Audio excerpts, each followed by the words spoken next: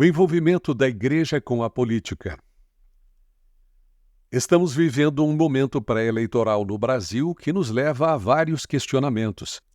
A igreja deve se envolver com a política? O político evangélico, em sua ação parlamentar ou executiva, deve representar apenas os evangélicos, no sentido de defender os interesses de suas respectivas igrejas, ou será um representante de todos para promover a justiça social e o bem comum? É possível ser um político cristão num ambiente onde muitos agem de maneira anticristã? Os pastores devem apoiar candidatos evangélicos de forma pública, recomendando-os às suas comunidades? É lícito haver troca de favores de igrejas com políticos, isto é, o compromisso do voto por terrenos ou outras benesses? Em primeiro lugar, um esclarecimento necessário. A política não é em si mesma ruim, não tem um sentido negativo. Pelo contrário, o mundo não pode viver sem a política. O homem é um ser político. A palavra vem de polis, cidade. A vida e a administração da cidade e as responsabilidades do cidadão, politis. Portanto, política é a arte de viver juntos em comunidade. Uma definição mais específica diz que a política é a ciência de governar.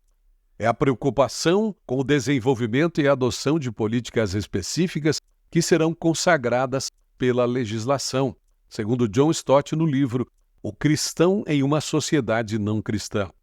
A igreja é sal da terra e luz do mundo.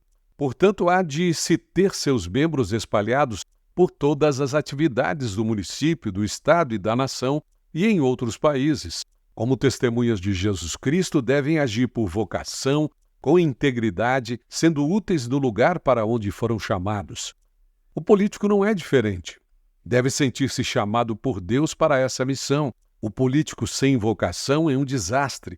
Só envergonha os cristãos e mancha o nome da igreja. Política não é meio de ganhar fama ou dinheiro, mas uma excelente oportunidade de servir ao povo em geral, com leis justas e decisões acertadas.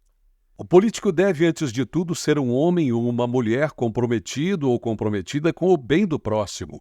Nunca usar a igreja como curral eleitoral, mas pode ser votado pelos membros da igreja.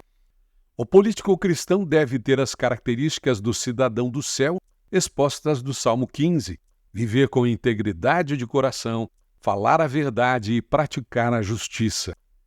Os pastores e a igreja devem acompanhar o político cristão com oração, apoio espiritual e moral, pois a luta é intensa, não exigindo dele favores pessoais ou para a igreja que não sejam absolutamente legítimos. É claro que há muita coisa que pode ser feita dependendo apenas de boa vontade e um pouco de esforço, mas isso não é o essencial.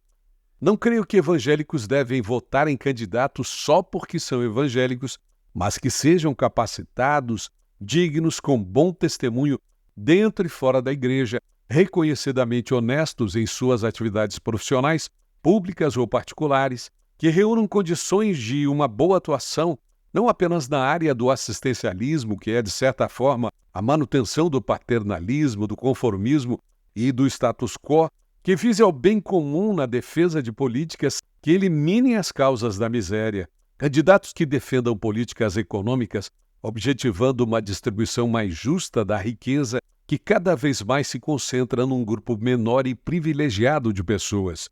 O político cristão é aquele que, com sua atuação, procura transformar as estruturas da sociedade que, por vezes, são iníquas em busca da justiça e da paz.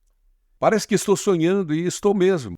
Sonhe comigo e ore, porque se o mundo está posto no maligno, e está num certo sentido, Jesus Cristo é o Senhor da história, em cujas mãos se encontra nosso destino, num futuro mais distante e num futuro mais próximo. Deus não quer a ruína total do homem e da sociedade. Ele quer o nosso bem e nossa restauração, porque nos ama.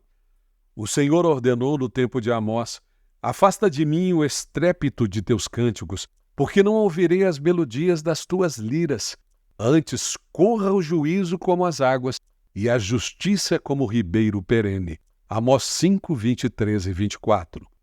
Publicado em 4 de agosto de 2002.